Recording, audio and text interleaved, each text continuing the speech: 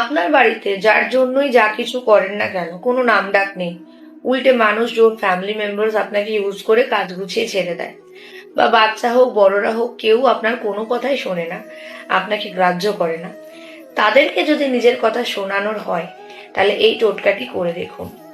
আপনি রবিবার রাতের বেলায় বাটিতে একটি সোনার গয়না ভিজিয়ে রাখবেন এবং সেটি আপনার বিছানার নিচে বা বিছানার পাশে রাখবেন, বা যদি বেডসাইড টেবিল থাকে মাথার কাছেও রাখতে পারেন। সকালবেলা ঘুম থেকে উঠে সেই জল সারা বাড়িতে ছিটিয়ে দেবেন অল্প অল্প করে, এবং বাড়ির যে সদস্য তাদেরকেও একটু করে খাইয়ে দেবেন। সেটি চরণামৃত যেরকম খাওয়া হয় সেভাবে খাওয়াতে পারেন।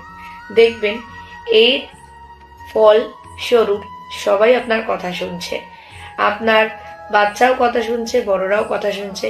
পরপর 7টি রবিবার করে দেখুন এবং জানাবেন কেমন ফল পাচ্ছে। আশা করছি এই টোটকাটা এখনো পর্যন্ত কোথাও শোনা হয়নি। করুন দেখে, ফলও কিন্তু খুব ভালো পাবেন। দেখা হচ্ছে নেক্সট ভিডিওতে।